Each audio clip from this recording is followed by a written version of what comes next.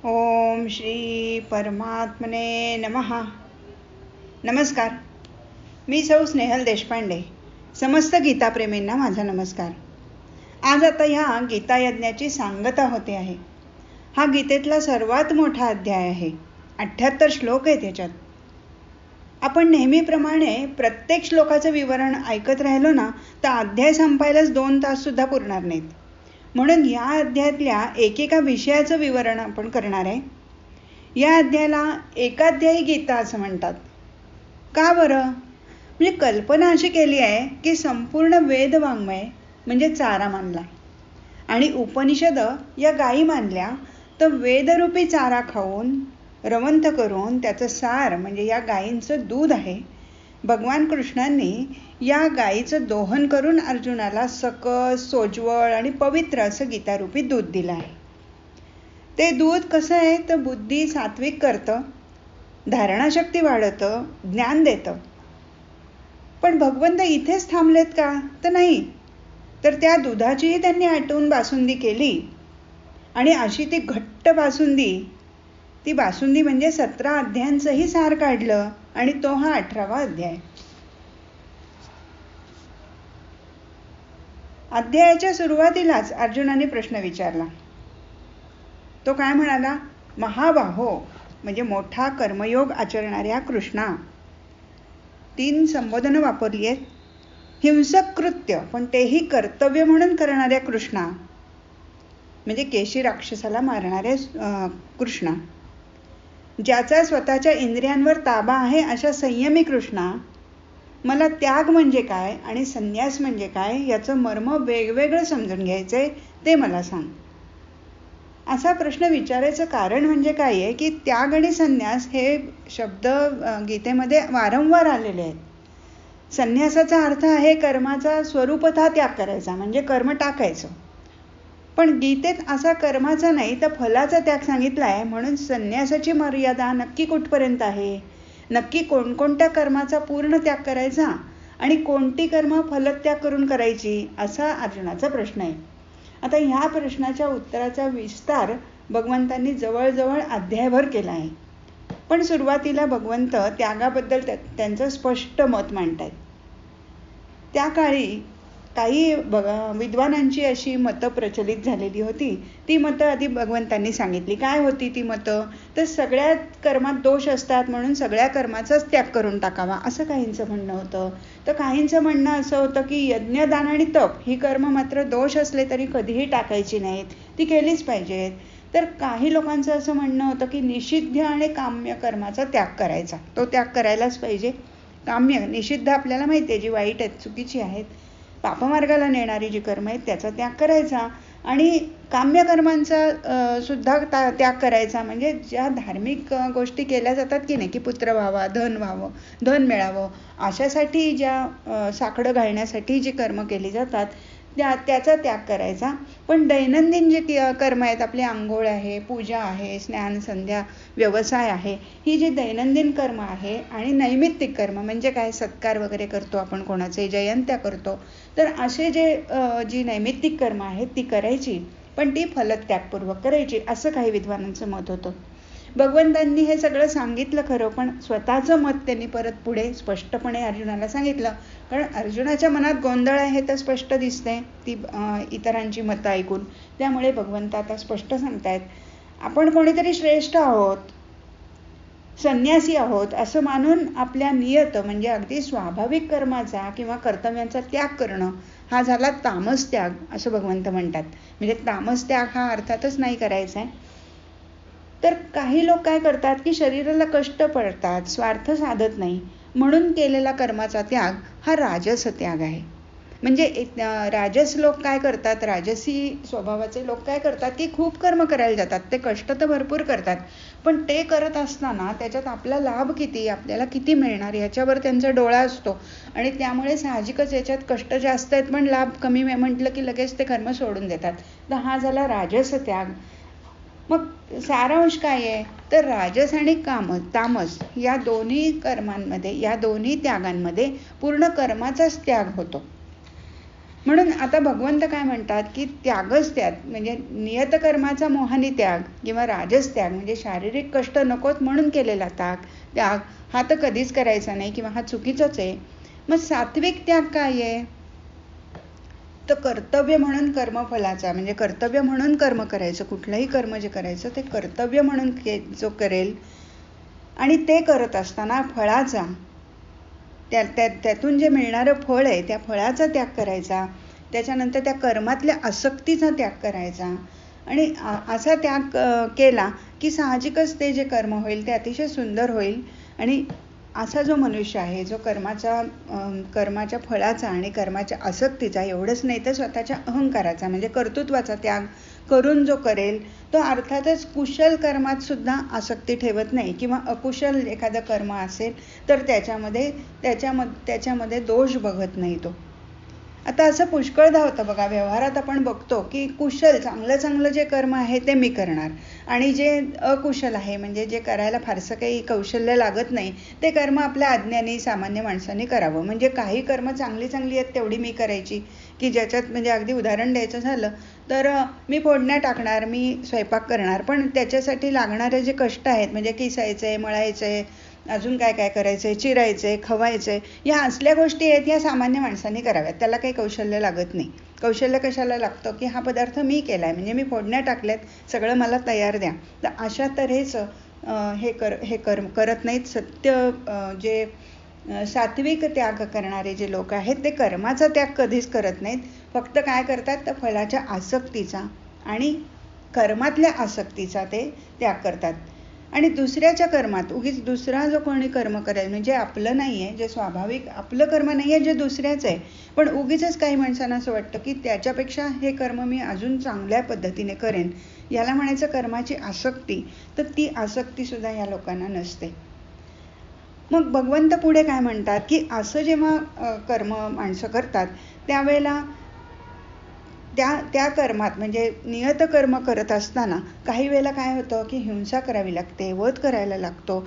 तर मग त्याचं पाप लागतं का? तर भगवंत म्हणतात की अशा वेळी नियत कर्मात जर ते कर्म येत असेल आणि त्यामुळे काही हिंसा घडत असेल किंवा अगदी सगळ्यांचा वध करायची जरी वेळ आली तरी त्याचं पाप माणसाला लागत नाही, हे भगवंत आवर्जून सांगत आहेत. कारण ते नियत कर्म आहे. कारण काय, कर्मावर काही शिक्के नाही आहेत हो, की हे कर्म म्हणजे पापकर्म, हे कर्म म्हणजे पुण्यकर्म, असे काही शिक्के नाही आहेत. कुठल्या उद्देशाने कर्म केलंय हे अतिशय महत्वाचं आहे. आता हे भगवंतांना का सांगायला लागलं? कारण अर्जुनाचं काय म्हणणं होतं की भीष्माचार्य आणि द्रोणाचार्यांना मारून मला पाप लागेल. तो काय म्हणाला होता, इशुभी प्रति योत्स्यामी पूजार्हावरी सूदन, की हे पुजार्ह आहेत यांना मी कसा काय बाणांनी मारू. एवढंच नाही, पहिल्या अध्यायात तो असंही म्हणला होता, अहोबत महत् पापम कर्तुम व्यवसिताम वयम, असं कसं, म्हणजे एवढं पाप आपण करायला चाललेलं आहे असं जे त्याला वाटत होतं. त्याच्यासाठी भगवंतांनी मुद्दाम हे सांगितलेलं आहे की हे करणं चुकीचं आहे. म्हणजे असं समजू नको की त्यामुळे हिंसा होईल आणि वध केल्यामुळे तुला पाप लागेल, असं समजू नको. तर नियत कर्म करत असताना त्याच्यामध्ये जर अहंकार नसेल, फलाचा त्याग केलेला असेल आणि कर्तव्य म्हणून जर ते केलेलं असेल तर त्याचा लेप आपल्याला लागत नाही.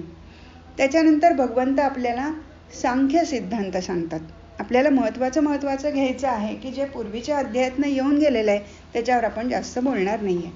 ते सांख्य सिद्धांतात काय सांगितलंय, भगवंतांनी सांगितलं की याच्यामध्ये सांख्यांचं असं मत आहे की कर्म घडण्याची 5 कारणं असतात.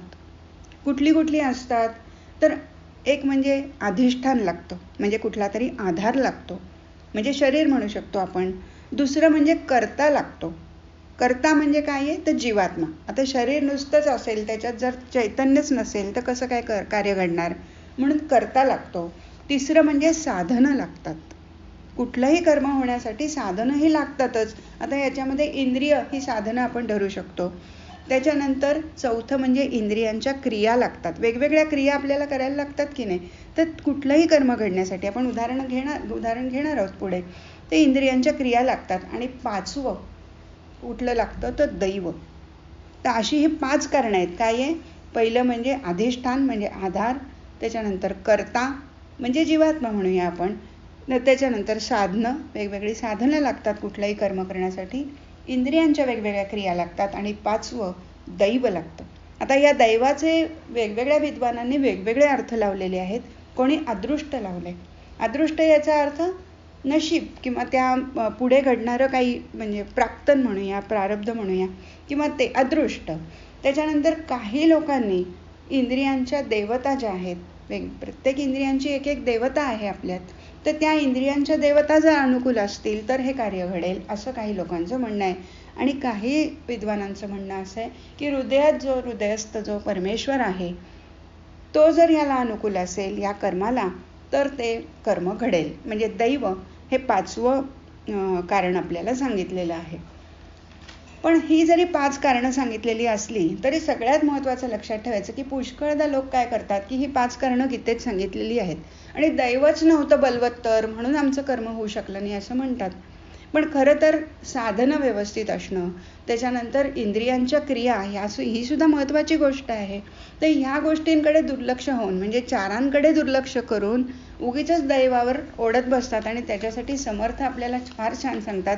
समर्थ म्हणतात प्रयत्न हे केलेच पाहिजेत, तुम्ही दैवावर बसू नका. समर्थ काय म्हणतात की जेही उदंड कष्ट केले ते भाग्य भोगुनी ठेले, ये रते बोलतची राहिले करंटे जन. म्हणून प्रयत्नांची पराकाष्ठा करावी, पण ती करताना फलात जर आसक्ती नसेल तर यशाने माणूस चढून जात नाही. आणि जर अपयश आलं तर तो खचतही नाही. कर्म करणं हे आपल्या हातात आहे आणि ते केलंच पाहिजे, असं भगवंतांचं सुद्धा म्हणणं आहे. सांख्य सिद्धांतातलं अजून एक गोष्ट भगवंतांनी इथे सांगितलेली आहे की कर्म हे कशाने होतं, तर कर्मचोदना म्हणजे कर्माची प्रेरणा, आणि दुसरं म्हणजे कर्मसंग्रह. या गोष्टींचा कर्म करताना नेहमी लक्षात ठेवल्या पाहिजेत, या गोष्टींकडे लक्ष दिलं पाहिजे.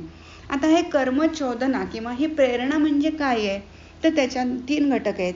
एक म्हणजे ज्ञाता, दुसरं म्हणजे ज्ञेय, आणि तिसरं म्हणजे ज्ञान. काय आहे ज्ञाता? जो जाणतो तो. आपण नेहमी कुंभाराचं उदाहरण घेतो, कुंभार आणि घटाचं उदाहरण घेऊ. आज आपण थोडं वेगळं घेऊया. समजा करंज्या करायच्या आहेत, तर करंज्या करता येणं हे महत्त्वाचं आहे की नाही. तर ज्या व्यक्तीला करंज्या करता येतात त्याच व्यक्तीला प्रेरणा होणार आहे की मी करंजा करेन. किंवा येत नसेल तर कुठनं आपल्याला ते ज्ञान मिळणार आहे हे माहीत असेल, आणि त्यामुळे ती जी व्यक्ती झाली ती ज्ञाता झाली. त्याच्यानंतर ज्ञेय म्हणजे काय करायचं आहे, करंज्या करायच्या आहेत, करंजा हे ज्ञेय झालं. आणि ज्ञान काय झालं, तर करंज्या कशा करायच्यात याचं ज्ञान. या जर 3 गोष्टी असतील तरच कर्माची प्रेरणा होणार आहे. तसंच कर्मसंग्रह म्हणजे काय आहे, तर त्याच्यातही 3 गोष्टी घेतल्या आहेत. ते म्हणजे कर्ता, कर्म आणि करण. कर्ता काय आहे, तर जो करणार आहे तोच नसेल तर कसं काय होणार, तर कर्ता हवा त्याच्यात. त्याच्यानंतर कर्म याचा अर्थ आपलं ध्येय, म्हणजे या ठिकाणी करंजा. आता कर्ता म्हणजे आपण एक महिला घेऊया किंवा एक आचारी घेऊया, आणि दुसरं म्हणजे कर्म म्हणजे करंजा, आणि करण म्हणजे त्याच्यासाठी लागणारी सगळी साधनं, सगळं. तर अशा 6 गोष्टी लागतात. काय काय लागतात? ज्ञाता, ज्ञेय, ज्ञान, कर्ता, कर्म आणि करण. आता ह्याच्यामध्ये ज्ञाता हाच कर्ता आहे हे कळलंय आपल्याला. त्याच्यानंतर जे ज्ञेय म्हटलंय म्हणजे जे करायचंय करंजा, तेच कर्म पण आहे, तेच कर्म आहे. मग आता उरलं काय, तर ज्ञान उरलं आणि करण म्हणजे वेगवेगळी साधनं हे उरलं. तर ह्या सगळ्या गोष्टी आपल्याला लागतात. या सगळ्या गोष्टींचा म्हणून कोणत्याही कर्मात, म्हणजे कर्माचा पूर्ण विचार करायचा असेल तर कर्माची प्रेरणा कुठनं येते आणि कर्मसंग्रह, या दोन्हीचा विचार करायला पाहिजे असं भगवंत म्हणतात. आणि हे सगळं काय आहे, या सगळ्या गोष्टी काय आहेत, तर त्रिगुणात्मक आहेत. याच्यात 3 गुण आहेतच, सत्व, रज आणि तम. कोणते कोणते आहेत याच्यामध्ये, तर कर्ता आहे. आपण बघितलं कर्ता म्हणजे ज्ञाता. तर कर्ता हा कसा आहे, 3 प्रकारचा आहे. म्हणजे काय, सात्विक, राजस आणि तामस आहे, हो की नाही. त्याच्यानंतर आता हा जो सात्विक, राजस, तामस करता का बरं झालाय, कारण त्याची बुद्धी आणि धारणाशक्ती ही पण त्रिगुणात्मक आहे. म्हणजे त्याची बुद्धी कशी आहे, तर ती पण सात्विक, राजस, तामस या प्रकारातली असेल. किंवा त्याची जी धृती आहे म्हणजे धारणाशक्ती आहे ती पण सात्विक, राजस आणि तामस या 3 प्रकारातली एक आहे. कर्म करताना ज्ञान होतं. कुठलंही कर्म करताना ज्ञान होत जातं. आपल्याला माहिती आहे की आपण पहिल्यांदाच जर करत असू तर आपल्याला फारसं येणार नाही. दुसऱ्यांदी करू तर आपल्याला आठवण येईल की मागच्या वेळेला हे चुकलं होतं. आता आपण ते बरोबर करू, असं करत करत करत कर्मातूनच ज्ञान होत जातं. आणि म्हणून कर्म करताना जे ज्ञान होतं, म्हणून ते जे ज्ञान होतं ना, ते ज्ञान करून घेणाऱ्या कर्त्यावर पण अवलंबून असतं, त्याच्या बुद्धीवर आणि त्याच्या धृतीवर पण अवलंबून असतं. त्यामुळे हे ज्ञानसुद्धा कसं असतं तर त्रिगुणात्मक होतं. आणि ह्या कर्मापासून होणारं सुखसुद्धा त्यामुळे अर्थातच त्रिगुणात्मक असतं. म्हणजे परत ते सात्विक, राजस आणि तामस असतं. हे सगळं 40व्या श्लोकापर्यंत भगवंतांनी सांगितलंय. म्हणजे ह्या सगळ्याचे त्रिगुण जे आहेत घेतलेले, सात्विक करता, राजस करता, तामस करता आणि त्या कर्त्याची बुद्धी, धृती, त्यांनी केलेलं कर्म कसं असतं, त्या कर्मातनं ज्ञान कसं निर्माण होतं आणि त्या सगळ्याचा परिपाक म्हणून त्याला जे सुख मिळतं ते कशा तऱ्हेचं असतं, याचं वर्णन 40व्या श्लोकापर्यंत केलेलं आहे. आपण थोडक्यात घाईनी बघून टाकूया की कसं काय म्हटलंय. की आता पहिल्यांदा जे टाकायचंच आहे, जर तामस करता आहे त्याचं बघूया. कशी असते त्याची बुद्धी. तर बुद्धीने तो अतिशय चंचल असतो, अडाणी असतो, हट्टी असतो, कपटी असतो, दुसऱ्याच्या जीवनवृत्तीचा नाश करणारा असतो. म्हणजे एखादी व्यक्ती असते बघा, स्वतः तर करणारच नाही पण दुसऱ्यालाही काम करू देणार नाही, किंवा अरे हे कशाला करतो, काय उपयोग आहे ह्याचा, वायाच जाणार आहे, अशा तऱ्हेची भाषा बोलणारा असा असतो. नेहमी ही व्यक्ती कशी असते तर उदास, नाराज, आळशी आणि दीर्घसूत्री म्हणतात भगवंत. ही मी लावलेली विशेषणं नाहीत, ही भगवंताने वापरलेली आहेत. दीर्घसूत्री म्हणजे काय तर तेच काम खूप वेळ लावून करायचं, म्हणजे शक्यतो टाळतच बसायचं. कोणी मदत केली तर बरं आहे. खूप वेळ लावून करत बसतात बघा खूप लोक तुमच्या डोळ्यासमोर. हे जेव्हा कर्तेचं वर्णन मी करणार आहे त्यावेळेला कोणी ना कोणीतरी व्यक्ती डोळ्यासमोर राहणार आहेत. हे काम माझं नाही, हे काम होऊच द्यायचं नाही, म्हणजे कुठलंही काम होऊ द्यायचं नाही. चहा तर चहाच पीत बसायचं, कुठेतरी वेळ घालवायचा, अळमटळम करायची, अशी त्यांची वृत्ती असते. दुसऱ्यालाही काम करून ते देणार नाहीयेत अशी वृत्ती असते. म्हणजे तो दुसरा जर काम करत असेल प्रामाणिकपणे तर त्याला वेडा ठरवतील, त्याला ओढून नेतील, चल चहा पिऊन येऊ, कशाला बसलाय, किती वेळ बसलाय, अशा तऱ्हेची यांची वृत्ती असते. आणि त्यामुळे हे का बरं घडतं सगळं, कारण त्यांची बुद्धी अधर्मालाच धर्म मानत असते. या तामसी लोकांची धर्म वगैरे तर कळतच नाही, पण अधर्म, जे जे वाईट आहे, जे जे चुकीचं आहे, जे करू नये तेच नेमकं त्यांना करायचं असतं. आणि नास्तिक, आम्ही नास्तिक आहोत असं म्हणायचं आणि सगळं झटकून टाकायचं. म्हणजे नास्तिकतेच्या नावाखाली अविवेकी, उथळ वागायचं. आणि कोणी निर्गुणी, अशी निर्वसनी, प्रामाणिक अशी माणसं असतात की नाही, त्यांना मूर्ख आणि बावळट म्हणून टाकायचं, किंवा त्यांना तसंच समजायचं, आपणच कसे शहाणे आहोत, आपण कसं सहज काम टाळू शकतो, असा गर्व यांना असतो. यांची धारणशक्ती कशी असते, ती सुद्धा अगदी दुर्बळ असते. हे स्वतः घाबरलेलेच असतात, अतिशय बित्रट असतात, न्यूनगंडांनी पछाडलेले असतात. अशा तऱ्हेची त्यांची धृती म्हणजे धारणाशक्ती असते. आता ज्याला काही करायचंच नसतं ना, त्याच्या हातून कर्म काय घडणार, कसं घडणार, घडलं तरी किती वाईट कर्म घडेल याचा विचार करा. की कसं तरी आळमटाळम करून केलेलं काम हे कधीही धड होत नाही आणि त्यामुळे त्यांचं कर्मसुद्धा विफळ होतं, निष्फळ होतं. आणि कर्मातूनच ज्ञान मिळतं, तर यांना कुठलं ज्ञान, यांना ज्ञान, खरंच ज्ञान होईल का, हे कर्म कसं चांगलं करावं असं होईल का, नाही. कारण कामचुकारपणा कसा करायचा, दुसऱ्यावरचं काम म्हणजे आपलंच काम दुसऱ्यावर कसं ढकलायचं, अशा तऱ्हेचं ज्ञान जे अतिशय चुकीचं आहे, वाईट आहे, ज्या ज्ञानाचा काही उपयोग नाही, अशा तऱ्हेचं ज्ञान त्यांना होतं. असं जीवन नेहमी खुरटं असतं. आणि स्वप्न मात्र यांची खूप मोठी मोठी असतात बरं का, स्वप्नरंजनात बसलेले असतात. असे हे लोक असतात. आता यांना सुख कसं मिळतं, मग यांना सुख मिळतं का, तर अशी माणसं स्वतःवर प्रचंड खुश असतात आणि चाकोरीतच फिरत राहतात, रोजचं याच्यामध्ये गोल गोल गोल फिरत राहतात. आपण काही सुख गमावतो आहोत याचं त्यांना भान सुद्धा नसतं. जे सुख आधी कर्म करताना आणि परिणामीही मोहात पाडतं त्याला तामस सुख असं भगवंत म्हणतात. म्हणजे जे सुख आधी कर्म करताना सुद्धा त्यांना सुख होतं, का होतं, कारण करायचंच नाही, आळशीपणाने घालवायचं, करायचंच नाही आणि आपण कसं टाळतोय ह्यातच आनंद. आणि परिणामीही जे मोहात पाडतं, म्हणजे त्याचा परिणाम जो होतो तोही मोहक असतो. कसं, उदाहरण द्यायचं झालं तर दारू पिताना आनंद होतो बघा, की दारू प्यायची आहे मला, वा मी आता एक बाटलीवर दारू पिणार आहे असं म्हणून पिऊन किंवा पिताना सुद्धा त्यांना आनंद होत असतो. आणि पिऊन अति प्यायल्यामुळे नालीत जर लोळत पडला तरी त्याला आनंद होतो. असा जो दोन्ही वेळेला जो आनंद त्याला मोहात पडतो त्याला म्हणायचं तामस सुख. आता बघूया राजस. राजस करता कसा असतो? तो आत्मकेंद्रित असतो, स्वार्थी, लोभी. जे काम हाती घेईल ना त्यातून भोग कसा मिळेल हे तो बघतो. लोभी असल्यामुळे यातून मला काय मिळेल हाच दृष्टिकोन असतो. आश्चर्य म्हणजे हे लोक मोठ्या प्रतिष्ठित व्यवसायात असतात बरं का. जसं वकील आहे, डॉक्टर आहे, प्राध्यापक आहे, लोकनेते आहे, अधिकारी आहे, व्यापारी, असं आपण खूप मोठी यादी करू शकतो. तर अशा मोठ्या मोठ्या प्रतिष्ठित व्यवहारात असलेले हे जे लोक आहेत हे राजसकर्ते आहेत. त्यांची बुद्धी कशी असते तर काय चूक आहे आणि काय बरोबर आहे, काय धर्म आहे आणि काय अधर्म आहे हे विचार करू शकत नाहीत. त्यांची बुद्धी धर्म अधर्माचा विचार करू शकत नाही, योग्य निर्णय घेऊ शकत नाही.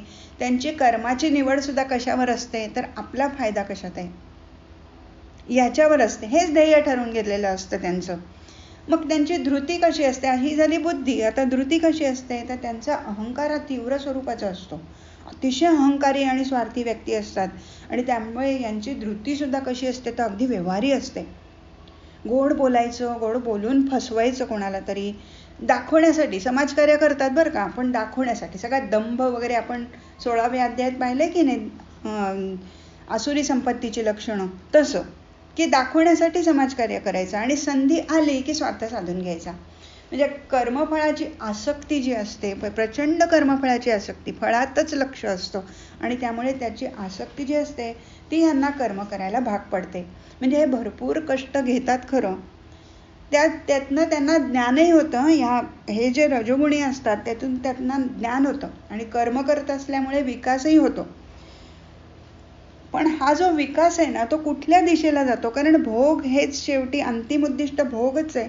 मला मिळालं पाहिजे हा जो हव्यास आहे आणि त्यामुळे या भोगामुळे भोगाची, मद्याची धुंदी या सगळ्यांनी वाढते. मग कला, कष्ट, प्रतिष्ठा काही यापैकी याच्याबरोबर व्यसनही यायचीच. व्यसनं येतात आणि त्यामुळे आणि समाजात आपल्याला माहिती आहे की अशा लोकांना समाजात, लोकांनाच नाही तर अशा ही जी नशा वगैरे आहे किंवा ही जी व्यसनं आहेत त्यांना समाज मान्यता सुद्धा त्यामुळे आपोआप मिळते. हे आपण पाहिलेलं आहे. खरं तर काही नैसर्गिक भेद सोडले ना तर सगळी मानवजात एक आहे हे तर आपण मान्य करू की नाही.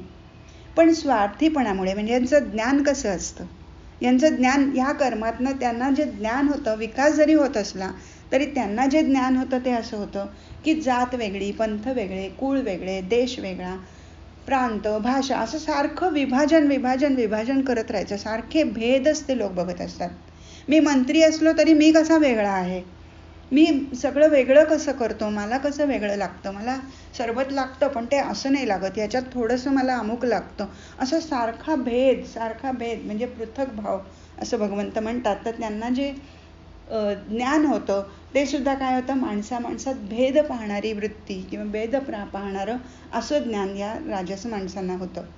अर्थातच यांना सुखाच्या कल्पना कशा असतात यांच्या, तर सुख हे इंद्रिय सुख हेच सुख असतं. म्हणजे इंद्रिय आणि विषयांचा जो संयोग होतो त्यांनी जे सुख मिळतं म्हणजे भोग. थोडक्यात तर भोगातच रमणाऱ्या असतात या व्यक्ती आणि त्यामुळे असं सुख सुरुवातीला कसं असतं तर अमृतासारखं गोड वाटतं. सुरुवातीला कुठलाही भोग घेताना छानच वाटतं, खूपच छान वाटतं, पण परिणाम काय होतो त्याचा तर ते दुःख देतं किंवा रोग देतं. आपल्याला माहिती आहे की अतिरेक कुठल्याही गोष्टीचा झाला की त्याने रोग हा होतो. किती घाणेरडे रोग होतात हे आपल्याला माहिती आहे, त्याची चर्चा आता आपण इथे करणार नाही. तर हे जे सुख यांना मिळतं ते सुरुवातीला अमृतासारखं गोड आणि परिणामी मात्र दुःख निर्माण करणारं असं असतं. भोग भोगत असताना सुख कसं असतं तर आनंददायक आणि परिणाम मात्र त्याचा भयानक असतो, दुःख देणारा असतो. असं राजस सुख झालं. आता बघूया सात्विक कर्ता. आता सात्विक कर्ता कसा असतो तर सात्विक कर्त्याला आसक्ती नसते, कसलीही आसक्ती. म्हणजे कर्मातही आसक्ती नसते आणि फळातही आसक्ती नसते. शिवाय तो कसा असतो, निरहंकारी असतो, त्याला अहंकारही नसतो आणि मी आणि माझं यात तो गुंतून राहत नाही. तोही इतरांसारखे कर्म करताना दिसतो बरं का, म्हणजे तो राजस माणसासारखा कर्म तर करताना दिसतो पण त्याच्यात यश मिळेल का, आपल्याला अमुक फळ मिळेल का, हे असलं काही तो मनात धरून ठेवत नाही. तो आपला कर्म करत राहतो. म्हणजे हाती केलेलं कार्य सिद्धीला जाओ नाही तर न जाओ तो मनाने स्थिर राहतो. ही स्थिर बुद्धी जी आहे तीच आपण स्थितप्रज्ञाच्या लक्षणात बघितली होती. कारण त्याची बुद्धी स्थिर झालेली असते. आपण आत्ताच पाहिलं की कोणतंही कार्य पूर्ण करण्यासाठी 5 कारणं लागतात. 5 कारणं असतातच. मग ते शास्त्रविहित कर्म असू दे, नाही तर अगदी चोरी आणि खून करायचं कर्म असू दे, कुठल्याही कर्माला 5 कारणं लागतातच. हे त्याला चांगलं माहीत असतं की ही 5 कारणं लागतात. आणि असं असलं तरी तो उदास चित्ताने कर्म करत नाही. त्याला माहीत असतं की दैव हे सुद्धा एक कर्म आहे, एक कारण आहे. उलट धैर्याने आणि उत्साहाने तो कर्म करतो. म्हणजे खरं सांगायचं तर असा हा जो सात्विक कर्ता आहे तो एक प्रकारे कर्मयोगीच असतो. एखादं कर्म आवडतं म्हणून करणं किंवा आवडत नाही म्हणून टाळणं याला कर्मातली आसक्ती म्हणतात. कर्तव्याची निवड आणि आवड अशी बाजूला ठेवून करायची असते खरं. त्यामुळे सात्विक कर्ता कोणतंही कर्म करायचं का नाही हे ते कर्म करणं आपलं कर्तव्य आहे की नाही यावरून ठरवतो. ते अवघडच आहे, कंटाळवाणं आहे म्हणून टाळूया, किंवा त्या कामाने मला अजून पैसे मिळतील किंवा मला मानसन्मान मिळेल म्हणून ते कर्म करूया अशी त्याची वृत्ती नसते. असं कर्म करायला धैर्य लागतं. आपण जे कर्म करत आहोत ते योग्य आहे आणि त्याचे परिणाम काय होतील याची तो पर्वा करत नाही, कारण त्याने निवडलेलं असतं, कर्तव्य कर्म असतं ते, आणि त्यामुळे त्याची भीती बाळगत नाही, त्याची पर्वा करत नाही. फार तर काय होईल, यश मिळणार नाही हे त्याने गृहीत धरलेलं असतं आणि त्यामुळे उत्साहाने पूर्ण प्रयत्न करून तो कामाला लागतो. आता आपल्याला हे खरं पटणार नाही. जर फळाची आशा नसेल, जर त्याच्यात काही आपल्याला स्वतःचं काही मिळणार नसेल किंवा त्याच्यात आपल्याला अहंकार पण आपला पोचला जाणार नसेल तर मग कसं काय, कुठनं येणार हा, असं वाटू शकतं. उत्साह कुठनं येणार त्याला, कुठल्या प्रेरणेने तो कर्म करत असेल असा प्रश्न आपल्याला येणं साहजिक आहे. पण अगदी साधं बघा की अशा व्यक्तींना प्रेमातून म्हणजे भक्तीतून ते कर्म करण्यातच आनंद वाटत असतो आणि या आनंदातूनच त्यांना ती प्रेरणा मिळते. उदाहरण द्यायचं झालं तर एखादा कलावंत असतो, गायक असतो, नट असतो, चित्रकार असतो, नर्तिका असते एखादी, यांची उदाहरणं घेतली तर त्यांना त्यांच्या कामात म्हणजे त्या कलेतच आनंद मिळत असतो. आपल्याला अनुभव आहे की ते कलेत रमून जातात. त्यांचं त्या कामावर, त्यांच्या कलेवर प्रेम असतं. आणि कलाकारच कशाला हो, साधं आपली रोजची उदाहरणं घेतली तरी एखादी गृहिणी असते बघा, ती अगदी टापटीप व्यवस्थित ठेवते घर तिचं. कुणी असते ती उत्तम स्वयंपाक करते तर त्याच्यात ती मन लावून ती करते आणि मग तिला किती कष्ट पडतायत, किती किसावं लागतंय, किती त्रास होतोय याचा ते विचार करत नाही. एखादा माणूस असतो तो ऑफिसमध्ये स्वतःचं टेबलही नीट ठेवतो, अक्षर सुंदर काढतो. एखादा अगदी बिनचूक आणि अतिशय चांगलं काम करतो की त्याला त्यातच आनंद मिळतो. तर ही अशी जी झाली ती सात्विक कर्म झाली आणि सात्विक माणसाला होणारा आनंद हा ह्यातनं मिळतो आणि तो आनंदच त्याला कर्म करायची प्रेरणा देत असतो. हे सगळं काय होतं, हे सगळं त्याचं आपापल्या कामावर प्रेम असतं, भक्ती असते, म्हणून हे सगळं होतं. म्हणून सात्विक माणसाची बुद्धी त्यामुळे कोणतंही कार्य म्हणजे कर्तव्य काय किंवा अकार्य काय, ते कशाने बंधन निर्माण होईल, कुठल्या कर्माने बंधन निर्माण होईल किंवा कुठला मार्ग मोक्षाकडे नेईल हे चांगलं जाणत असते. किंवा असं म्हणता येईल की प्रवृत्ती काय, निवृत्ती काय, बंधन काय, मोक्ष काय, हे जी बुद्धी जाणते ती सात्विक बुद्धी असते. त्यामुळे अशी व्यक्ती आयुष्यात जे निर्णय घेते ते तिने विवेकाने घेतलेले असतात, उगीच उथळ बुद्धीने घेतलेले नसतात. सात्विक बुद्धी कशी असते, ती बुद्धी स्वच्छ, निर्मळ, निष्कलंक असते, ती स्थिर असते. एवढंच नाही तर पुष्कळदा काय होतं की पापकारक वाटणारी जी कर्म असतात की नाही ती पण कर्तव्य म्हणून करावी लागतात माणसाला. आणि कर्मावर काही शिक्के नाही आहेत की हे कर्म करणं म्हणजे पाप आहे, तमुक करणं म्हणजे पुण्य आहे, असं काही नाही आहे. दान म्हणजे पुण्य असं मानलं तर आपण पाहिलंय सात्विक, राजस आणि तामस दानाचे प्रकार आपण 17व्या अध्यायात पाहिलेले आहेत. आता ते रिपीट करत नाही, हा अध्याय खूप मोठा आहे त्यामुळे व्याप्तीचं मी टाळती आहे. तर कर्मावर असे शिक्के नसतात. म्हणून काय करायचं की प्रत्येक वेळी घडणारी घटना, प्रसंग, काळ, वेळ याचा विचार करून योग्य ते निर्णय अशा व्यक्तीला घ्यावे लागतात. आणि अशा वेळी बुद्धी कशी हवी तर नवा विचार करणारी हवी, लवचिक हवी, नवीन विचार, पण विवेकाने निर्णय घेण्याची बुद्धी ही कशी असावी लागते तर सात्विक असावी लागते. मग ही सात्विक बुद्धी आपोआप मिळते का तर बुद्धी स्थिर होण्यासाठी धृती सात्विक असायला हवी. आणि अशी धृती कशाने तयार होते तर योगाभ्यासाने तयार होते. आपल्याला सात्विक व्हायचंय, आपण बहुतेक सगळे रजोगुणी आहोत, आपल्याला सात्विकतेकडे जायचं आहे म्हणून हा अभ्यास आहे. योगाभ्यासाने काय होतं, मन प्राण इंद्रिय यांच्यावर ताबा मिळवता येतो. त्यामुळे काय होतं, बुद्धीच्या ताब्यात मन इंद्रिय आणि त्यांचे सगळे व्यापार राहतात आणि त्यामुळे सात्विक व्यक्तीच्या त्यामुळे काय होतं, हे सगळं ताब्यात राहिल्यामुळे आपोआपच संयम येतो, विवेक येतो आणि त्यामुळे बुद्धी स्थिर होते. या सात्विक व्यक्तींच्या सुखाच्या कल्पनाही सात्विक असतात. भगवंत म्हणतात, काय म्हणतात भगवंत, सुख कसं असतं, ज्या ठिकाणी व्यक्ती परिश्रमपूर्वक, परिश्रम हे महत्वाचे, अभ्यासाने रमते, तिथे काय होतं, दुःखाचा अंत होतो, म्हणजे तिथे दुःखच राहत नाही. ते सुख सुरुवातीला कसं असतं, तर विषासारखं, नकोसं वाटतं, म्हणजे त्रासदायक असतं, कष्ट आहेत त्याच्यात, आणि तरी त्याचा परिणाम मात्र अमृतासारखा होतो, म्हणजे परिणामे अमृतोपमम. शिवाय असं सुख हे आत्मनिष्ठ म्हणजे आत्म्यात रमलेल्या बुद्धीपासून निर्माण होतं. हे सुख आपोआप बाहेरच्या गोष्टींपासून मिळत नाही. लक्षात घ्या, बाहेरच्या गोष्टीत सुख नसतंच. ही गादी मिळाली की मला सुख मिळेल आणि सुखाची झोप मिळेल, ही कल्पना चुकीची आहे. मनात काळजी असेल आणि कितीही मऊ गादी असली तरी झोप येणार नाहीये. परत आता तिथे जात नाही. थोडक्यात सांगते की असं हे सुख कसं असायला हवं, तर आत्मनिष्ठ असावं, म्हणजेच बुद्धीपासून निर्माण होणारं हे सुख असतं, सात्विक सुख, आणि त्यामुळे त्याला बाहेरच्या कुठल्याही गोष्टीची गरज नसते. सात्विक सुखाची गोडी कशी वाढवायची, तर अभ्यासाने प्रयत्नांनी निर्माण करावी लागते. आणि साधं राहणं, पण साधं राहणं, सात्विक जेवण, सत्संगतीत रमणं, हे अतिविषयात रमलेल्या माणसाला अतिशय कठीण जातं बरं का सुरुवातीला, पण हळूहळू प्रयत्नपूर्वक आपल्या हे मनात आपल्या हिताचं आहे, आपल्या कल्याण करणार आहे असं मनावर बिंबवून ते आचरणात आणलं तर मग त्यातलं सुख आणि आनंद हळूहळू कळायला लागतो, आपोआप आनंद व्हायला लागतो आणि मग त्याची गोडी निर्माण होते आणि मग मनुष्य झपाट्याने त्या मार्गावर चालायला लागतो. इथे काय होतं, इंद्रियांचे विषय तोडून टाकायचे नाही आहेत, अजिबात तोडून टाकायचे नाही, कारण तोडलं की काय होतं आपल्याला माहिती आहे, दुसऱ्या अध्यायात झालंय आपलं, तर टाकायचं नाही. मग काय होतं, हळूहळू प्रयत्नपूर्वक आपल्या सवयी बदलायच्या, हळूहळू बदलायच्या.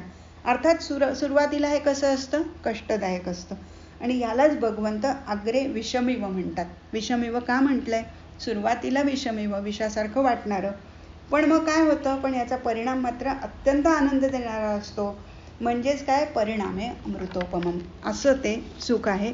असं सुख हे सात्विक याच्यात मिळतं. अशा सात्विक व्यक्तींच्या हातातून घडणारी कर्म कोणती असतात, कुठली कर्म ते करतात, अर्थातच नियत म्हणजे स्वाभाविक कर्म, चालून आलेलं कर्म ते करतात. त्यात अहंकाराचा आणि फलालेशेचा लवलेशही नसतो, म्हणजे त्यांची कर्म संगरहित असतात. मग त्यात काम आणि क्रोध कुठून आले, नाहीच आले. असं कर्म ज्ञानपूर्ण असतं, उत्कृष्ट असतं. त्यांचं ज्ञान हे सात्विक ज्ञान असतं. म्हणजे काय, तर जगात दिसणारी सगळी जी विविधता आहे, वेगवेगळे, मग अशी आपण पाहिलं जाती धर्म सगळ्यात भेद पाहिला होता, तर आता इथे काय दिसतं, त्यांना वेगळेपणा, यांच्या आत एकच अविभक्त, हा जो सगळा वेगवेगळापणा दिसतो आहे त्याच्यामध्ये एकच अविभक्त तत्व आहे, याचा त्यांना अनुभव येतो. हे महत्वाचं आहे, अनुभव येतो. हे कळतं नाही, हे कळतं तर आपल्यालाही आहे की सगळं एकच आहे, आपल्या सगळ्यांमध्ये एकच परमेश्वर आहे वगैरे, हे नुसतं कळतंय आपल्याला, हे शब्दज्ञान आहे, त्यांना अनुभवाचं ज्ञान मिळतं. सात्विक ज्ञान आणि साक्षात्कार या दोन वेगवेगळ्या गोष्टी नाहीच आहेत. सात्विक कर्म करता करता त्यातून आनंद निर्माण होत होत त्यांना साक्षात्कार होतो. आता भगवंत काय म्हणतात की ह्या विश्वातला प्रत्येक पदार्थ म्हणजे प्रत्येक व्यक्ती प्रकृती आणि पुरुष या द्वंद्वातून निर्माण झाले आहे, आणि प्रकृती कशी आहे, त्रिगुणात्मक आहे, आणि म्हणून पृथ्वीवर, आकाशात किंवा देवलोकातही प्रकृतीच्या 3 गुणांपासून कोणीही मुक्त नाही. म्हणजे काय, तर सगळ्यांमध्ये सत्व रज तम गुण आहेतच, देवांमध्येही आहेत. अगदी ब्रह्मा विष्णू महेशही त्रिगुणात्मक आहेत. मोक्ष मिळवायचा असेल तर आपलं परमकल्याण करून, म्हणजे मोक्ष मिळवायचा म्हणजे काय, तर आपलं परमकल्याण करून घ्यायचं असेल तर शास्त्रविहित आपल्या वाटेला आलेली कर्म ही करणं अगदी आवश्यक आहे. त्यानेच चित्तशुद्धी होते आणि त्यातूनच श्रद्धा दृढ होते आणि मग ज्ञान होऊन मोक्ष मिळतो, असं भगवंत सांगतात. आता शास्त्रविहित कर्म, इथपर्यंत आपले 40 श्लोक सांगून झालेले आहेत. शास्त्रविहित कर्म म्हणजे स्वधर्म, हो की नाही, हा शास्त्रविहित म्हणजे स्वधर्म आहे. आता हा स्वधर्म हे 4ही वर्णांचे स्वभाव म्हणजे त्यांचा हा स्वधर्म या सत्व रजतम या 3 गुणांच्या प्रभावानेच ठरतो, असं भगवंतांचं म्हणणं आहे. अर्थात इथे एक लक्षात घ्यायचं की वर्ण म्हणजे व्यवसाय, वर्ण म्हणजे जात नाही हे लक्षात ठेवायचं. आणि भगवंताच्या म्हणण्यानुसार गुण आणि कर्माने वर्ण ठरतो. गुण आणि कर्म. गुण म्हणजे काय तर त्रिगुण, आपल्यामध्ये असलेलं 3 गुणांचं प्रमाण. आणि कर्म म्हणजे आधीच्या जन्मात मनावर झालेले संस्कार घेऊन जो नवीन जन्म आपल्याला येतो तोच त्या मनुष्याचा स्वभाव असतो. माणसाच्या अहंकारातल्या त्रिगुणाच्या प्रमाणावरून वर्ण ठरतो. आता ह्या अहंकाराचे 4 प्रकार पडतात. कसे पडतात तर एक अज्ञानजन्य निरहंकार. अज्ञानजन्य म्हणजे अज्ञानातून निर्माण झालेला निरहंकार. म्हणजे ती व्यक्ती निरहंकारी असते, अहंकार अजिबात नसतो.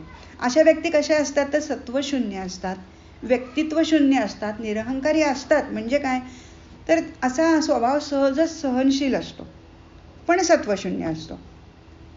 तो आहे त्या परिस्थितीत लोकांशी मिळतं जुळतं घेतो, म्हणजे दुसऱ्यांची सेवा करावी अशी त्यांची वृत्ती असते. अशा अज्ञानी निरहंकारी व्यक्तीला भगवंत शूद्र असं म्हणतायत. साहजिकच त्यांचं नियतकर्म म्हणून काय असतं तर सेवा कर्म असतं. या व्यक्तींचा अहंकार अजून विकसित झालेला नसतो, म्हणून त्यांना शूद्र असं म्हटलेलं आहे. क्षुद्र नव्हे, शूद्र. दुसरा प्रकार आहे व्यक्तिगत अहंकार. या व्यक्ती व्यापारी वृत्तीच्या असतात, म्हणजे स्वकेंद्रित असतात, स्वतःचा फायदा बघण्याची त्यांची वृत्ती असते. अशा व्यक्ती निरहंकारी अज्ञानी व्यक्तींना राबवून घेतात भरपूर. किंवा जर बरोबरच्या व्यक्ती असतील ना, म्हणजे त्यांच्यासारख्या असतील, तर अशा व्यक्तींशी मी अमुक केलं तुम्ही काय मला करणार, म्हणजे अशी व्यापारी वृत्ती. मी हे दिलं तर तुम्ही काय देणार, अशासारखी व्यापारी भाषा ते बोलतात. अशा लोकांना भगवंत वैश्य म्हणून संबोधतात. आणि त्यांची स्वाभाविक कर्म म्हणून कृषी, गोरक्ष, वाणिज्य अशी सांगतात. अर्थात यापैकी गो म्हणजे इंद्रिय म्हणून देहाची मशागत आणि शरीराचं इंद्रियांचं रक्षण, संवर्धन, विनिमय म्हणजे व्यापार ही त्यांची वृत्ती असते. आणि कृषी म्हणजे शेती आणि दुसरा अर्थ आहे देहाचं पालन पोषण. या व्यक्ती ज्या असतात त्यांचं अहंकारात स्वतःचं म्हणजे स्वचं असं वर्तुळ असतं. म्हणजे अहंकार अगदी स्वतःपुरता, अत्यंत स्वतःपुरता मर्यादित असतो. अतिशय स्वार्थी व्यक्ती ह्या असतात. आणि त्यामुळे यांचा अहंकार जो असतो तो स्वतःच्या भोवतीच फिरत राहतो. याच्या पुढे तिसरा प्रकार जो आहे तो जरा व्यापक अहंकाराचा आहे. म्हणजे ह्या वर्तुळातून हळूहळू बाहेर पडून, म्हणजे फक्त स्वार्थातून थोडंसं बाहेर पडून, कुटुंबाचं आधी स्वार्थातनं म्हणजे स्वतःपुरतं बघण्याच्या आधी त्याच्यानंतर कुटुंबापर्यंत पोचले. कुटुंबाबरोबर हळूहळू कुळाचा अभिमान, मग कुळाचं करता करता जातीचा अभिमान, मग आपल्या संस्कृतीचा अभिमान, मग परंपरेचा अभिमान, असा पुढे पुढे वाढत वाढत पुढे राष्ट्राभिमान. अशा तऱ्हेने स्वकेंद्रित संकुचित अहंकारापासून व्यापक होत होत होत व्यापक अहंकार हा व्यापक होऊन जातो. म्हणजे असा पूर्ण राष्ट्राभिमानापर्यंत, पूर्ण अहंकारापर्यंत पोचला की, पण ह्या पोचण्याच्या मध्ये मध्ये पायऱ्या आहेत बरं का. संस्कृती आणि परंपरा यातून स्वकेंद्रित व्यक्ती व्यापक अहंकारापर्यंत पोचतात. या मग अशा व्यक्तींचं काय असतं तर शौर्य, तेज, धृती, दक्षता, युद्धाला समोर जाणं, दान देणं, ईश्वरनिष्ठा, अधिकार चालवण्याचा आणि नेतृत्वाचा गुण, हे सगळे गुण अंगी बांधलेला तो क्षत्रिय. तो क्षत्रिय असतो. साहजिकच हे गुण त्यांच्यात येतात. जो समाजाचं नेतृत्व करू शकतो, त्याच्यात शौर्य आहे, धैर्य आहे, म्हणजे किंवा असायला हवं असं म्हणूया. योग्य वेळी दानधर्म करणं हे सुद्धा मोठेपणाचं लक्षण आहे. ईश्वरावर त्याची निष्ठा हवी आणि एकात्मतेवर विश्वास हवा. नाहीतर काय होतं, एकात्मतेवर जर विश्वास नसेल तर काय होईल, हम करे सो कायदा, म्हणजे तो डिक्टेटरच होऊन बसेल. या नयाने समाजाची हानीच व्हायची. म्हणून सामान्य माणसाने आपला विकास करून घेताना समाज धर्माचं पालन करणं आवश्यक असतं. आता अशी ज्यांचा अहंकार हा विस्तारित झालेला आहे पण ते सामान्य आहेत, तर त्यांनी काय करायचं तर समाज धर्माचं पालन करायचं. म्हणजे समाज बांधील राहील याच्याकडे लक्ष द्यायचं. पण दुसऱ्या काही असामान्य व्यक्ती सुद्धा या समाजात असतात. असे व्यापक अहंकार झालेल्या असामान्य व्यक्ती ज्या असतात त्यांनी समाजाचा म्हणजे त्या कशा असतात तर समाजाचा विचार करणाऱ्या असतात, द्रष्ट्या असतात. काळाची काय गरज आहे हे त्यांना कळतं. आपल्या समाजाला, देशाला कशाची गरज आहे, काय केलं म्हणजे आपल्या समाजाचा विकास होईल हे त्यांना कळतं. त्या अभ्यास करणाऱ्या अशा व्यक्ती असतात. तर त्या काय करतात, त्या नित्य नवीन धर्म स्थापन करतात. म्हणजे काय करतात की समाजातले जे प्रचलित कायदे, परंपरा वगैरे असतात की नाही, त्याचा भंग करून समाजाला उच्च पातळीवर पोहोचण्यासाठी ते प्रयत्न करतात. आणि त्यातून काय होतं, समाजाला नवीन दृष्टिकोन येतो, नवीन नवीन क्षितिज दिसायला लागतात. आपल्याकडचे आगरकर आहेत बघा, सावरकर, महात्मा फुले, असे लोक नजरेसमोर आणले की आपल्या लक्षात येतं की त्यांनी समाजाच्या दृष्टिकोनात बदल घडवून आणला. अशा द्रष्ट्या लोकांची राष्ट्राला, समाजाला गरज असते. या लोकांचा अभिमान हा अतिशय व्यापक झालेला असतो. आणि त्याच्याही पुढे आता हा जो व्यापक आहे, क्षत्रिय आपण म्हटलं, या क्षत्रियांचा व्यापक किंवा समाज रक्षण करणारे, आणि त्याच्याही पुढे अजून अहंकार आणखी व्यापक झाला, म्हणजे देशाच्याही पलीकडे, अजून पलीकडे पोचला. किंवा त्याच्या पुढची आणखी श्रेष्ठ व्यक्तिमत्व, त्याच्या पुढचं म्हणजे ज्ञानी व्यक्ती. हा झाला चौथा प्रकार. अशा व्यक्ती ज्ञानपूर्ण, म्हणजे ही जी ज्ञानी व्यक्ती आहे तिचा अहंकार पूर्ण विश्वची माझे घर म्हणतो ना, तसा झालेला असतो. आणि ज्ञानपूर्ण आणि निरहंकारी असतात या गोष्टी. हे लोक ज्ञान झाल्यानंतर संपूर्ण अहंकार नाहीसा होऊन त्या निरहंकारी बनतात. या लोकात कोणते गुण असतात? पुष्कळ गुण असतात. शम म्हणजे मनाचा निग्रह असतो. दम म्हणजे इंद्रियांचं दमन करता येत असतं त्यांना. शुचिता किंवा पवित्रता असते. संयम, शांती, आत्मज्ञान झालेलं असतं त्यांना. आणि विज्ञान म्हणजे विश्वज्ञान झालेलं असतं. सत्य असेल ते स्वीकारण्याची तयारी असणारे असे हे सगळे गुण त्यांच्यात असतात किंवा असायला हवेत. याला भगवंत ब्राह्मण असं म्हणतात. म्हणजे ब्राह्मण तोच की ज्याच्यामध्ये हे सगळे गुण आहेत, शम, दम वगैरे. अर्थात अशा ज्ञानी व्यक्ती म्हणजे जगाची काळजी करणारे, रात्रंदिवस प्रयोगशाळेत कार्य करणारे. म्हणजे कोणी लगेच साधू संतच डोळ्यासमोर यायला पाहिजेत असं नाही आहे, तर शास्त्रज्ञ, वैज्ञानिक असतात, ते सुद्धा जगाची काळजी करतात. आपल्या प्रयोगातून जो निष्कर्ष येईल ते सत्य मानण्याची तटस्थता, म्हणजे स्थिर बुद्धी त्यांची असते. माझंच म्हणणं खरं असा त्यांचा बाणा नसतो. आणि त्यांच्या अंगी काय असते? एक स्थिरता असते. ही ज्ञानपूर्ण निरहंकारता. अशा तऱ्हेने सारांश काय सगळ्याचा, तर अहंकाराचे किंवा समाजाच्या व्यक्तींचे 4 प्रकार पडतात. एक अज्ञानपूर्ण निरहंकारता, दुसरा व्यक्तिगत अहंकारी व्यक्ती, नंतर व्यापक अहंकारी म्हणजे क्षत्रिय, आणि ज्ञानपूर्ण निरहंकारी व्यक्ती म्हणजे ब्राह्मण. असे हे 4 भाग आपण पाहिले. म्हणून सगळा समाज एकाच पातळीवर आहे असं समजून आखलेल्या योजना असतात की नाही सरकारच्या, त्या फसू शकतात. प्रत्येक व्यक्ती आपापल्या प्रकृती धर्मात राहून कार्य करेल तर ते परस्पर पूरक कार्य होऊन जातं. आणि म्हणून भगवंत म्हणतात की प्रत्येकाने आपल्या स्वाभाविक स्वधर्मातच कर्म करावीत. आणि अशी व्यक्ती मग ती कोणत्याही समाजाच्या पातळीवरची असू नका, म्हणजे कोणी का असे ना, त्याला परमसिद्धी प्राप्त होते. म्हणजे आपापल्यात राहूनच, आपापल्या स्वधर्मातच राहूनच कर्म करायचंय, दुसऱ्याचा धर्म ओढवून घ्यायचा नाहीये. आपापल्या कर्मात तत्पर असलेल्यांना ही सिद्धी मिळते. आणि ती सिद्धी कशी मिळते याचं वर्णन आता भगवंत करतात. भगवंत काय म्हणतात? अर्थात परमसिद्धी म्हणजे काय तर मोक्ष. मग हा मोक्ष म्हणजे काय एकमेव पुरुषार्थ नाहीये. तो मिळवण्यासाठी आधी धर्म, अर्थ आणि काम हेही 3 मिळवायला हवेत, हो की नाही?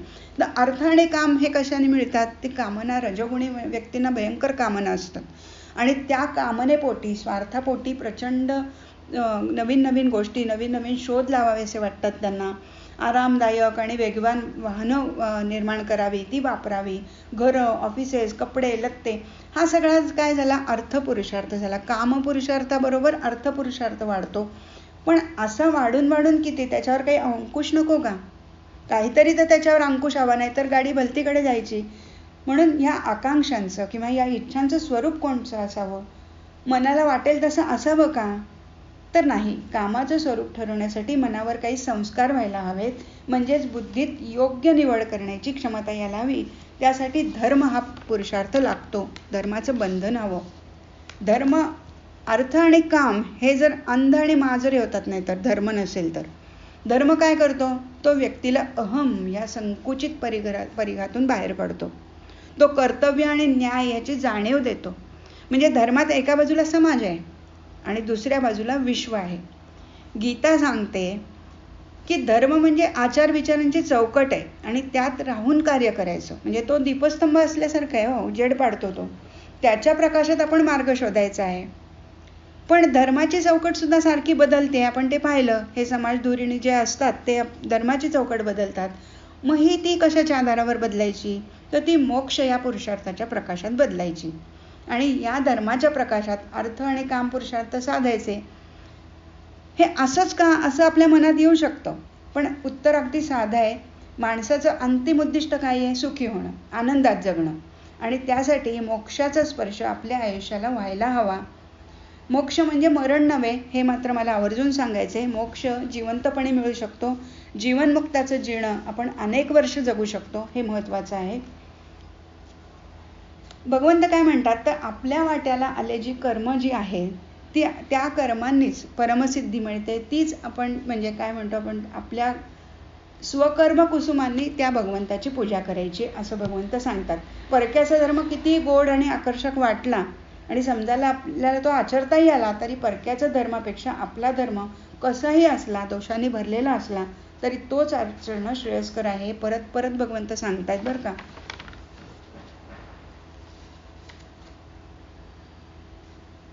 आता भगवंत काय सांगतात,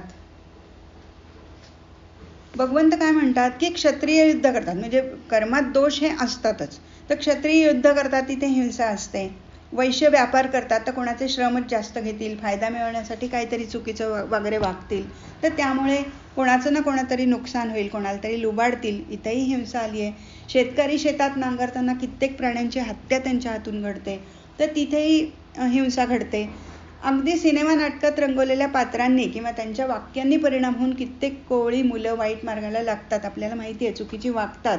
या सगळ्या हिंसा आहेत. म्हणून सदोष असला तरी स्वधर्मच आचरायला हवा, असं भगवंतांचं म्हणणं आहे. म्हणजे वेदांचं वाचन अभ्यास न करता सुद्धा सेवावृत्तीने भावपूर्णतेने आपलं कर्तव्य बजावत असताना कोणालाही ब्रह्मज्ञान होऊ शकतं, असं भगवंताचं म्हणणं आहे.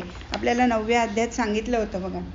आपलं स्वधर्माचरण फलाची आसक्ती आणि कर्तृत्वाचा अहंकार सोडून केलं की कर्माचं नैष्कर्म्य होतं आणि हाच खरा संन्यास आहे. संन्यासावर आलो आपण. संन्यास आहे असं भगवंताचं म्हणणं आहे. आणि या संन्यासानेच ब्रह्मानुभव येतो असं म्हणतात. हा अनुभव कसा येतो हे थोडक्यात सांगतो असं भगवंत सांगतायत. तर बघूया काय सांगतायत, की आपला देह हा आपल्यापासून वेगळा आहे. देह म्हणजे एक वस्त्र आहे, म्हणजे एकावर एक पापुत्रे असावेत तसं आहे.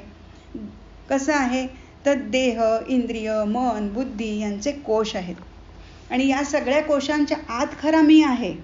असं देह आणि इंद्रियांपासून मनाने वेगळं होण्याचा अभ्यास करायचा असतो. तो करताना आहार विहार संयमित ठेवायचा असतो. थोडक्यात नियम सांगितलेत भगवंतांनी. नंतर विषयांचं चिंतन थांबवायचं, ध्यान लावून आत्म्याशी तादात्म्य पावण्याचा अभ्यास करायचा. म्हणजे काय, पूर्वीच्या आठवणी किस्से यात रमायचं नाही आणि पढिक ज्ञानाचा त्याग करायचा. असं करत गेलं की विषय आणि पूर्वसंस्कार टाकणं म्हणजे वैराग्य. आणि असा अभ्यास करत करत निर्विचार स्थितीत मन स्फटिकासारखं कसं होतं, शुद्ध होतं. मन म्हणजे चित्त शुद्ध होतं. आणि बुद्धी जेव्हा आत्मप्रकाशाने भरून जाते तेव्हा त्याला कैवल्य असं म्हणतात. असा माणूस पूर्णत्वाचा आनंद भोगायला अगदी समर्थ होऊन जातो. म्हणजे त्याला ब्रह्मानंद मिळतो, पूर्ण आनंद मिळतो, असं भगवंत सांगतायत. आता हा कसा असतो, तर हा पूर्णत्वाचा स्पर्श झाला की मग तो कसली आकांक्षा करत नाही, कोणाचा द्वेष करत नाही. त्याच्यानंतर भगवंत म्हणतात, असा पुरुष माझी परमभक्ती मिळवतो. मी कसा आणि केवढा आहे, माझं स्वरूप कसं आहे याचं ज्ञान त्याला होतं. माझ्या भक्तीने त्याला हे सगळं मिळतं आणि मग तो माझ्या स्वरूपात मिसळून जातो. तर असं थोडक्यात भगवंतांनी सांगितलं की काय केलं म्हणजे आपण भगवंतापर्यंत पोचू शकतो.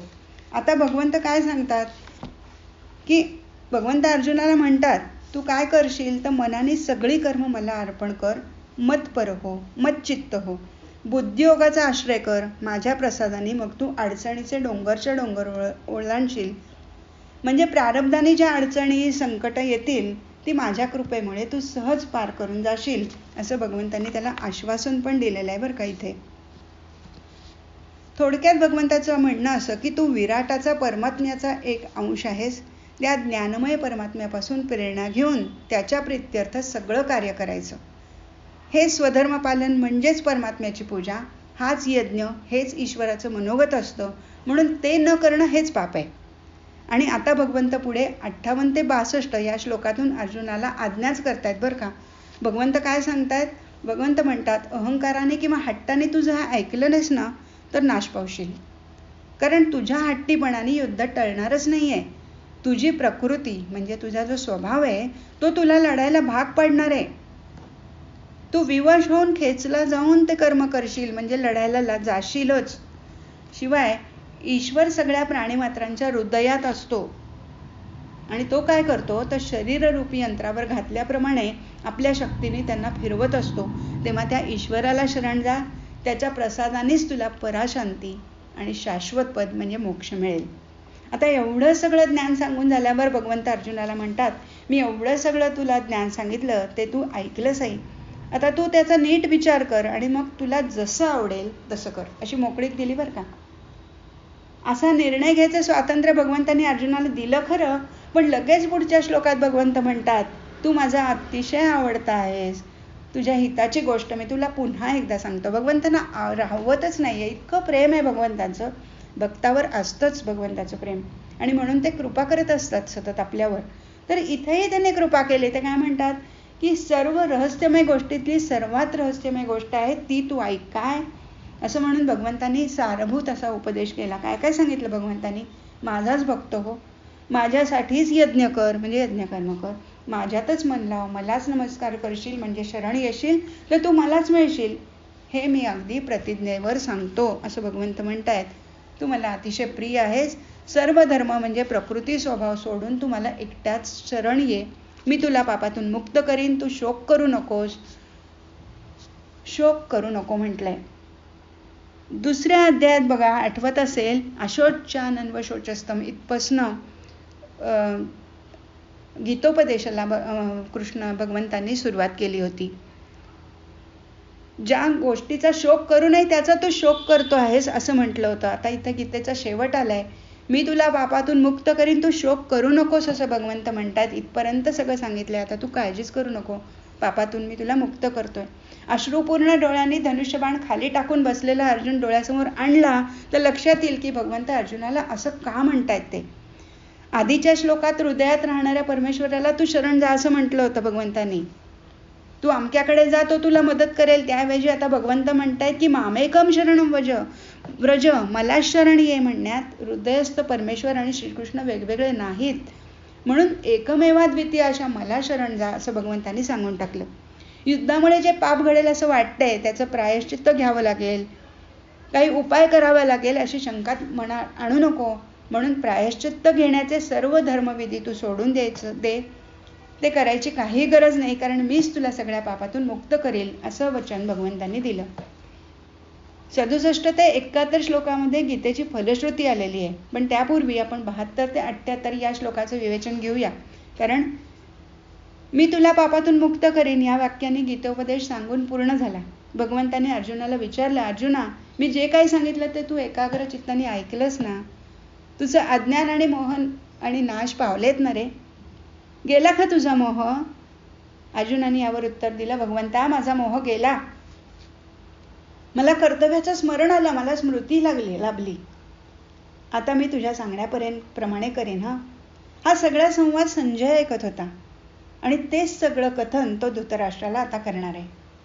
आता हा संवाद ऐकून त्याची स्थिती अशी काही झाली आहे की तो धृतराष्ट्राला न राहून सांगतोय. तो म्हणतोय, त्याच्या अंगावर रोमांच उठत आहेत. हा संवाद अतिशय आश्चर्यजनक आहे, रोमांचकारक आहे आणि त्याच्या मनात आनंदाच्या वारंवार उकळ्या फुटतायत. का नाही हो फुटणार? आपल्याला सुद्धा आनंद होतोय. व्यासांबद्दल त्याच्या मनात अतिशय कृतज्ञता आहे. म्हणून संजय म्हणतो, केवळ व्यासांनी दृष्टी दिली त्यामुळे मला हा पुण्यमय संवाद ऐकता आला. भगवंतांनी या संवादाला धर्म्य म्हटलं आहे. या संवादात अर्जुनाला स्वधर्माचा उपदेश केला आहे म्हणून तो धर्म्य होता आणि जे धर्म्य असतं ते पुण्यकारकच असतं. फक्त संवादच नाही तर प्रत्यक्ष दर्शन, विश्वरूपाचं दर्शन एवढं अफाट, आश्चर्यकारक आणि विलोभनीय होतं की जे समोरून गेलं तरी त्याचा परिणाम संजयच्या मनावर चांगलाच खोलवर झाला. म्हणून तो पुढे म्हणतो, राजा श्रीकृष्णाचं हे दिव्य, राजा म्हणजे धृतराष्ट्र, श्रीकृष्णाचं हे दिव्य विश्वरूप पुन्हा पुन्हा आठवून मला मोठं आश्चर्य वाटतंय आणि मनाला एकसारखा हर्ष होतंय. श्रीकृष्णासारखा प्रत्येक संकटातून पार पडण्याची युक्ती सांगणारा योगेश्वर, उपदेशक आणि अर्जुनासारखा या युक्तीचा उपयोग करून घेणारा, भगवंताला अगदी पूर्ण शरण गेलेला कर्तव्य तत्पर योद्धा अशी जिथे जोडी जमली असेल तिथे नीती, श्री, विजय आणि ध्रुवाभूती असे चारही पुरुषार्थ लोटांगण घालतीलच. काय या चार गोष्टी? श्री म्हणजे लक्ष्मी, म्हणजेच अर्थ पुरुषार्थ, आणि विजय हा काम पुरुषार्थ, आणि ध्रुवाभूती ही म्हणजे मोक्ष, असे चारही पुरुषार्थ साध्य होतात. ज्या ठिकाणी नर आणि नारायणाची जोडी नांदते तिथे चारही पुरुषार्थ म्हणजे ऐहिक आणि पारलौकिक कल्याण होतं. हीच गीतेची खरं फलश्रुती आहे. पण याशिवाय भगवंतांनी 67 ते 71 या श्लोकातून जी फलश्रुती सांगतायत ती आपण ऐकूया. भगवंत म्हणतात, हा संवाद म्हणजे गीता, ज्याला तप नाही, भक्ती नाही, ऐकण्याची इच्छा नाही, तसंच जो भगवंताची निंदा करतो त्याला तू कधीही सांगू नकोस.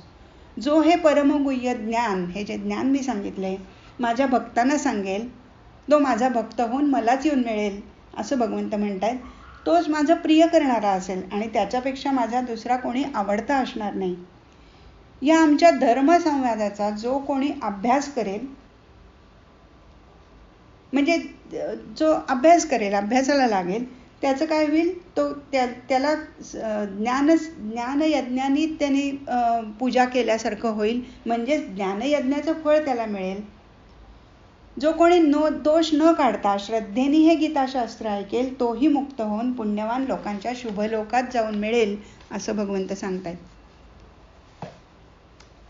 हा 18वा अध्याय मोक्ष संन्यास योग आहे.